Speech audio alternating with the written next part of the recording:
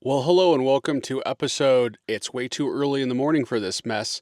I'm your humble host, MD Welch, and as you could tell by the wonderful lighting, I am in my car. Why am I in my car? Why is it so early? Well, I'm waiting for my lovely model, Heather, another fly fishing shoot. If you're wondering why so many fly fishing shoots of late, it's really simple.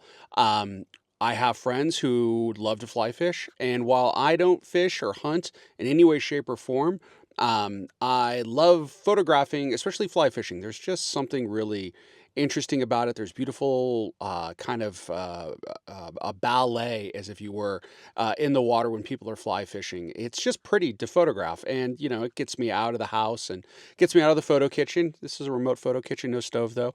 Apologize for the lighting, by the way. One thing I'll say about fly fishing in general. That applies to all photography, because I get this question a lot from people just starting off in photography, students. What should I capture? How do I get started? How do I do those things? This is a great example of that. Find people who do visually interesting things and photograph them. You have a friend that is a chef or a bartender or a barber or a hairstylist or a tattoo artist, something that is amazingly visual that you could also tell a great story with, a photo essay if you were. That is always a great place to start. I got my start in women's roller derby. That's when I really started to do a lot of photography, at least I like to think seriously. And it gave me a lot of opportunity, and it opened me up to a lot of possibilities and new people. Man, it's dark in here. But anyways, so it is about 5:45 in the morning. It is still pitch black outside. I'm waiting for Heather to show up. I got here early, and yeah, we're gonna probably go to the location, set up, and hopefully be in the water for sunrise and capture some stuff and shoot some things in a few hours. So I'll try to check in throughout the day. Well, through the power of editing and through the power of the sun rising, we are now on the river. Heather's with me again. You remember Heather when we got into an icy river and we almost got frostbite? Yeah, we're back. It's a little bit warmer. It's early fall, but it still feels like summertime, even though we're dressed a little bit warmer than we probably need to. She's trying to actually catch a real fish at this time for photo prop kind of stuff. But yeah, we're on the river. We're doing a little bit of video. We're doing a little bit of still production, underwater camera housing, just kind of getting into it. Again, I don't fish at all, as Heather can contest when I ask about fishing stuff. But at the end of the day, this is such a beautiful place. It's great to be out here. It's great to be in this nice, peaceful area. It's great to photograph something that's just really interesting. If this is what you're looking for, this is what you need, find somebody who does something like this. As I said, it could be a cook, it could be a chef, it could be anybody like that. But definitely take a look into that. Who knows what amazing things that you will see on your journeys. So one thing to point out, and it's always good to keep your gear as safe as possible, and I'll do a deeper in-depth review sometime, but this is my Aquatech camera housing. I am not a surf photographer, but I do use this for like paddleboarding shots. I use this for fly fishing stuff. Allows me to get the camera in the water. I don't have to worry about wading out and having the camera fall or anything like that. It's not a shock proof. It's not something that you could beat a camera up in per se. You have to be careful. This front element could get scratched really easily. I need to get a protective cover for it for transport, but that's what's allowing me to get out into the water. I got waders on, again, the attractive waders, ooh la la.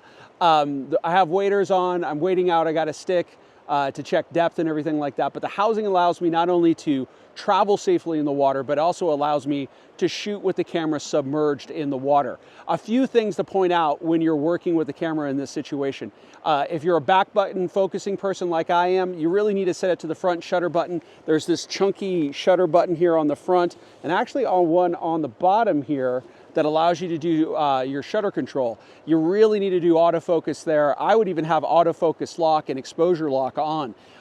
Because there's no flip screen on the back, right? You're only going through your viewfinder on the back port. When you have this camera submerged and you're not in, say, scuba gear or snorkeling gear, you're kind of guessing. You're just dunking it in the water and you're hoping that autofocus takes. So what I've been finding, at least out here today with Heather, who's trying to get a stunt fish in the background, or at least a photo fish for us, what I have found is that you really need to depend on autofocus lock out of the water, because when I'm getting in the water today, especially as I said before, it's just losing autofocus. I have a lot of shots that are blurry. It's grabbing the water there. So even with face detection and all that stuff, it could get really difficult. As far as lens, I'm running a 35mm prime. These tubes, technically called ports by Aquatech, is sized for about a 35mm, maybe a 20mm, which I have in the bag. But I've always loved the 35mm. I've talked about that in another video. I think that's great for this particular kind of condition. It's super slick underneath the water though. So when you're positioning people, if you ever want to do stuff like this, you kind of want to get them where you are. You kind of want to fidget a little bit, but you really need to be careful. A zoom lens can be done with an underwater housing. It takes some additional gear. I don't have any zoom lenses anyways, so it's not that big of a deal. But the 35 is doing me well. The sun is now just starting to come up. You can see it over my shoulder.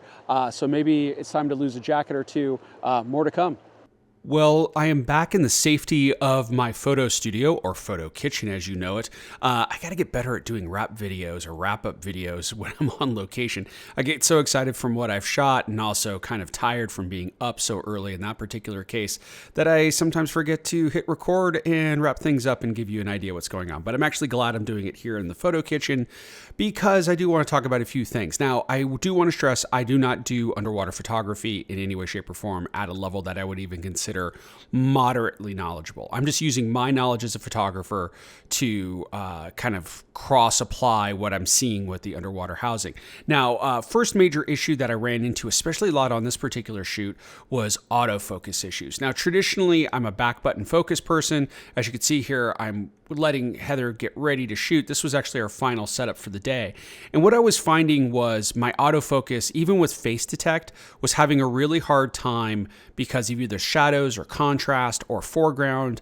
The camera was just basically freaking out. And as I mentioned earlier, the camera's in the water, so I can't see what the camera sees. So this is the camera in the water. There's a little bit of a ridge in the rapids that kind of goes into a little bit of a pool. It was creating this kind of cool effect and I liked it, but I can't see that until I bring the camera up to review. So I try to do autofocus, I drop it down into the water, and this is what I am getting. So first of all, as I said in the video, I do not do back button focus. I'm doing the shutter button, so I switch that over on the camera.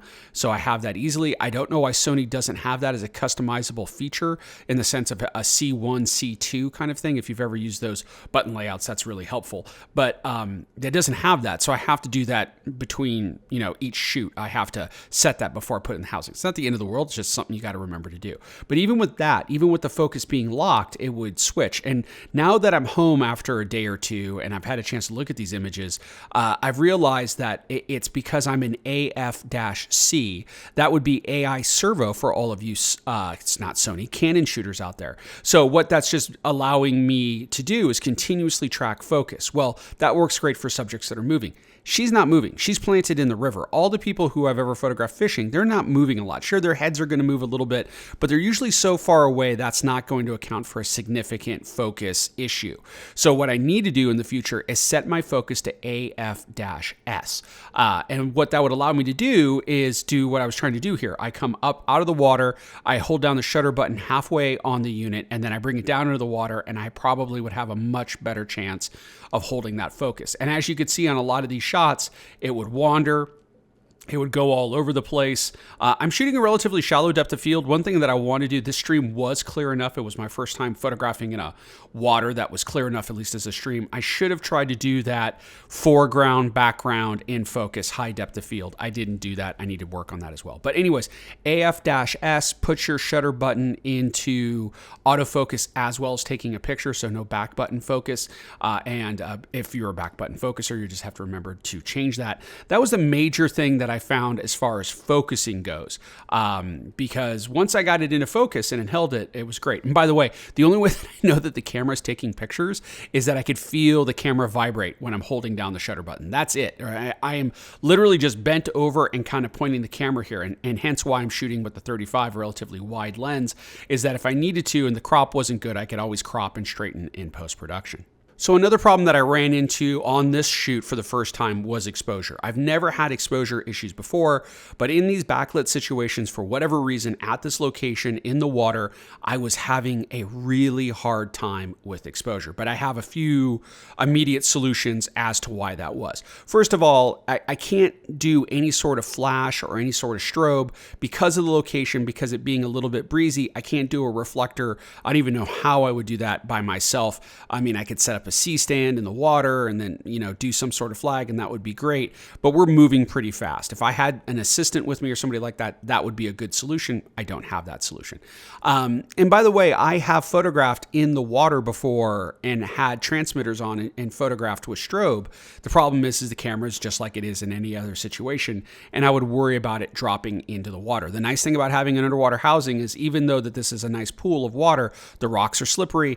If I slip and fall and the camera dips into the water in an underwater housing, who cares, right? The only thing that I care about on that camera is bashing it too hard on the rocks and causing it to break and let water leak in, and also, more importantly, scratching that front element that I showed off a little bit earlier. It does seem to be sensitive to scratching, and I could fix that by putting a cover on it as I walk out and take it off. But if I have a bare camera without a housing, I'm going to really worry about it getting into the water, and especially now since I'm so used to walking in the water with an underwater housing, I could easily see letting the camera dip and not paying attention to it. But a fill-in flash would be great here. But why is this shot and this shot so radically different? Well, there's a few reasons. One, metering. I was trying to rely, and on every shoot that I've done so far, I've been in aperture priority mode. So I throw it in aperture priority. I have a great little video on Sony's solution to aperture priority shutter speed issues. I really like how Sony handles it. I think Nikon and Canon do something similar now, but essentially you can prevent the shutter speed from dropping to a certain point. You could essentially say you want the shutter speed to be set for fast. And then that way it will take whatever your focal length is and at least double that for shutter speed. So I'm shooting 35. So that means I'm at least at 1/160th, if not 1/125th of a second. Fantastic. I don't have to worry about getting those weird slow shutter speeds you traditionally get in aperture priority. So that's what I've been doing the entire time I've had this underwater housing. Aperture priority, autofocus, continuous autofocus, all that other kind of jazz.